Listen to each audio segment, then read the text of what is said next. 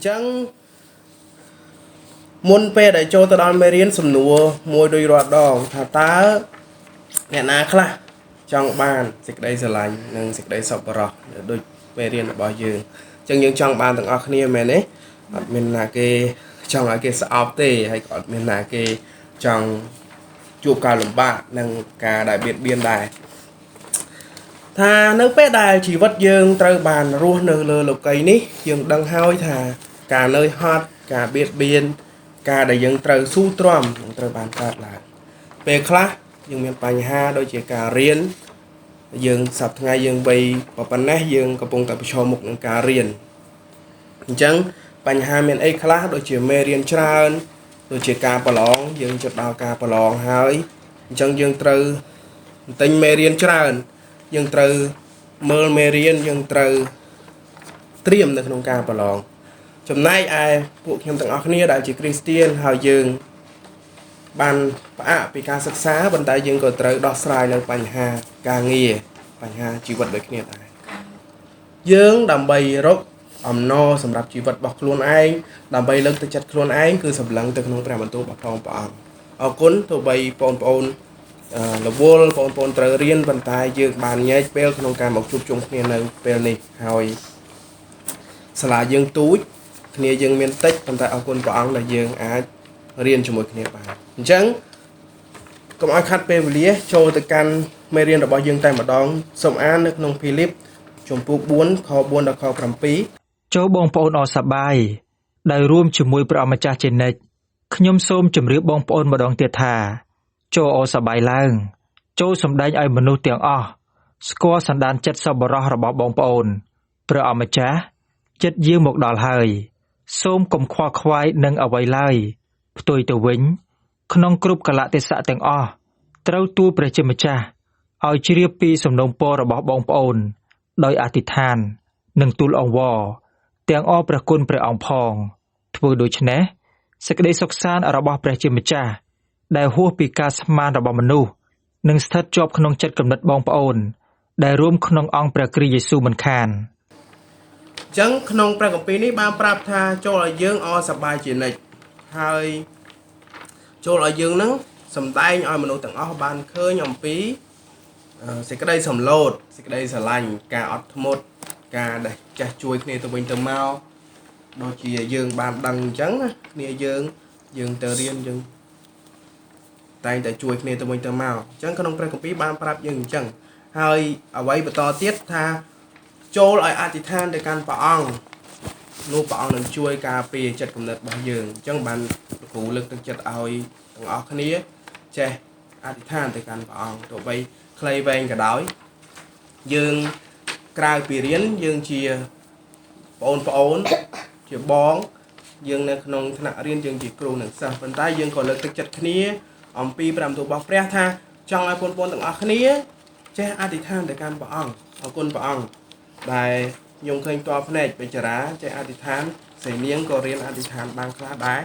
អញ្ចឹងក៏លើកទឹកចិត្តទាំងជីទាំងអូនហេងអូនគឹមហៃដែរណារៀនអធិដ្ឋានអូនហៃឥឡូវចេះវាយកូពីបានច្រើនហើយអញ្ចឹងដូចគ្នាយើងទាំងអស់គ្នាត្រូវតែបន្តនៅក្នុងការរស់នៅហើយប្រឈមមុខជាមួយនឹងបញ្ហាជាច្រើននៅក្នុងជីវិតយើងប៉ុន្តែយើងត្រូវដឹងថាព្រះអង្គចាំជួយយើងគ្រប់ពេលវេលាយើងនៅចាំ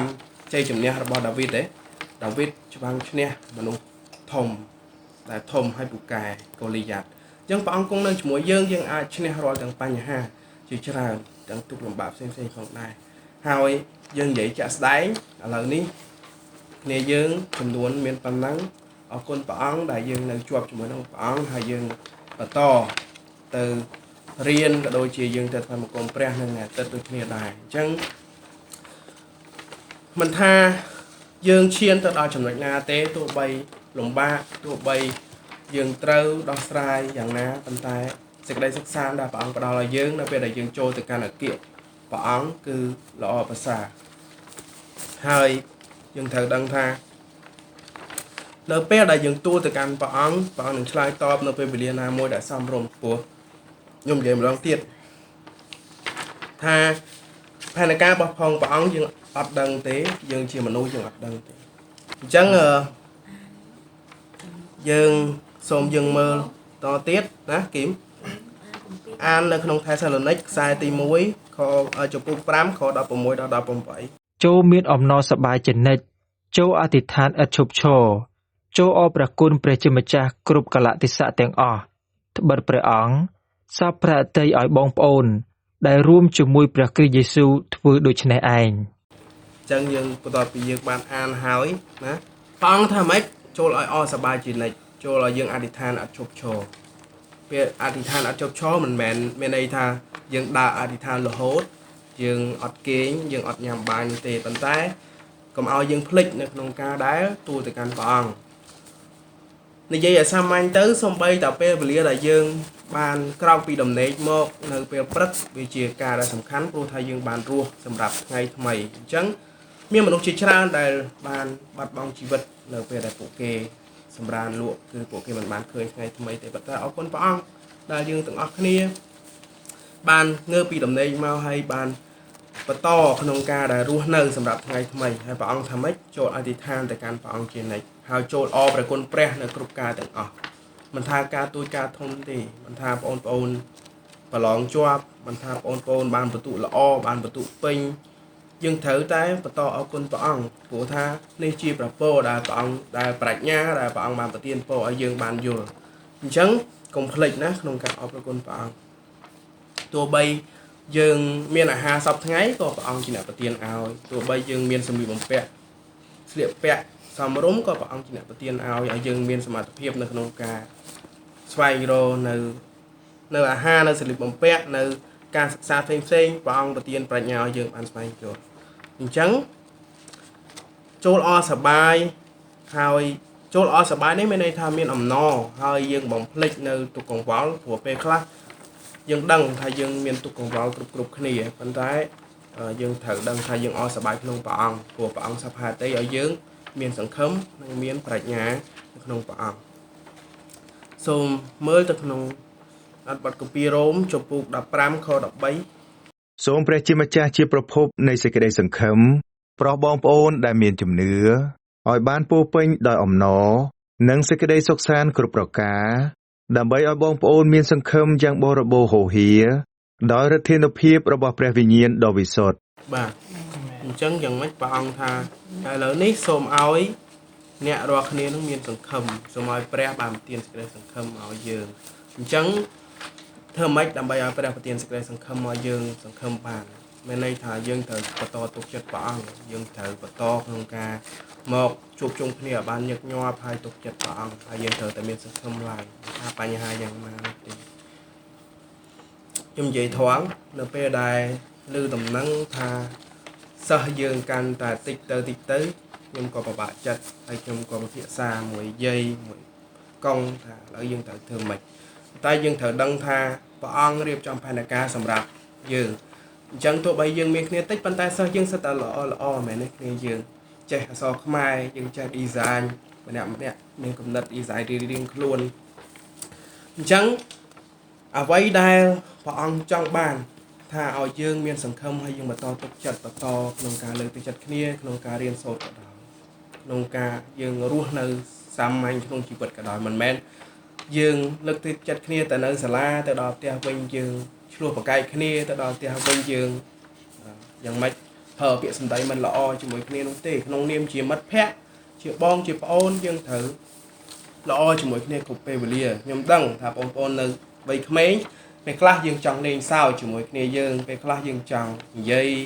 អ្វីដែលធ្វើឲ្យយើងសប្បាយចិត្តលេងសើចជាមួយគ្នាប៉ុន្តែសូមប្រយ័ត្ននៅពាក្យសម្ដីរបស់យើងព្រោះថាពេលខ្លះអ្វីដែលយើងនិយាយទៅវាអាចប៉ះពាល់ដល់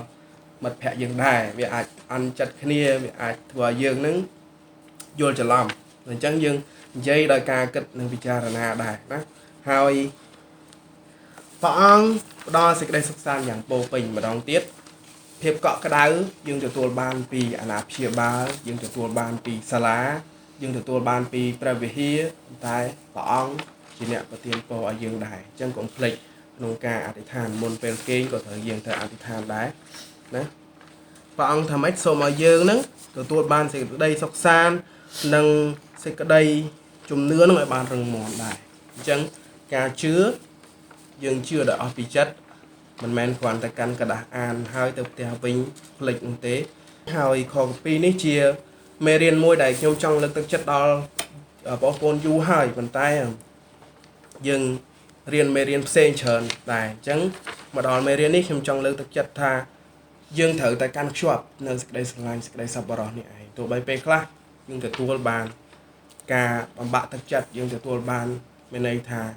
มันមានអ្នកដតីលើកទឹកចិត្តយើងប៉ុន្តែសូមឲ្យយើងជាអ្នកលើកទឹកចិត្តគេវិញយើងចេញពីយើងទៅអញ្ចឹងសូមចាំសេចក្តីសប្បុរសរបស់ព្រះពិសេសហើយព្រះអង្គសពហាតីឲ្យយើងយកគំរូនេះយកមកអនុវត្តដែរតោះសូមយើងបន្តទៀតយើងទៅគម្ពីរមួយទៀតទំនុកដំកើងជំពូក25ខ3និងខ6 អស់អ្នកដែលសង្ឃឹមលើព្រះអង្គនឹងមិនត្រូវខកចិត្តទេគឺមានតែពួកអ្នកឆាប់ក្បត់ព្រះអង្គប៉ុណ្ណោះដែលត្រូវខកចិត្តអោព្រះអម្ចាស់អើយសូមកុំភ្លេចថាតាំងពីដើមរៀងមកព្រះអង្គតែងតែសម្ដែងបហារតីអាណិតអាសូរនិងបហារតីមេត្តាករុណាចំពោះទូបង្គំជានិច្ចព្រះអង្គថាអ្នកណាដែលសង្ឃឹមដល់ទ្រង់នោះមិនខ្មាស់ឡើយអញ្ចឹងបើគ្នាយើងសង្ឃឹមដល់ព្រះអង្គទោះបីមានបញ្ហាអីយើងមិនធ្លាក់ចុះឡើយយើងត្រូវដឹងហើយម្ដងទៀតបើមានបញ្ហាអីឲ្យពួកយើងអធិដ្ឋានឲ្យសូមប្រាប់ពេលដែលយើងរៀនចប់មានអ្នកណាមានសំណូមពរអធិដ្ឋានអីយើងនឹងអធិដ្ឋានឲ្យដែរអញ្ចឹងយ៉ាងម៉េចទៀតគឺអស់អ្នកដែលត្រូវខ្មាស់នោះគឺយ៉ាងម៉េចគឺអស់អ្នកដែលមិនបានស្គាល់ព្រះអង្គវិញដែលត្រូវខ្មាស់ហើយព្រះអង្គមានបហាតីទុនសន្តោសបហាតីមេត្តាករុណាដល់មនុស្សគ្រប់គ្នាអញ្ចឹងព្រះអង្គមិនប្រកាន់ពូជសាសន៍ទេមិនប្រកាន់ថាយើងមានឬក្រមិនប្រកាន់ថាយើងជាកូនក្មេងមិនប្រកាន់ថាយើងជាយ៉ាងម៉េចអ្នកដែលមានស្ថានភាពបែបណាក៏ដោយមិនថាយើងមានបញ្ហាផ្នែករូបកាយតែព្រះអង្គនៅតែជ្រើសរើសយើងខ្ញុំប្រាប់អាកំបាំងមួយនៅក្នុងព្រះគម្ពីរប្រាប់ថាព្រះអង្គស្រឡាញ់ក្មេងៗជាងគេអញ្ចឹងអ្នកណាដែលស្រឡាញ់ក្មេងៗជាអ្នកដែលមានពរអញ្ចឹងហើយបានជាក្រុមគ្រួសារខ្ញុំទាំងអស់គ្នា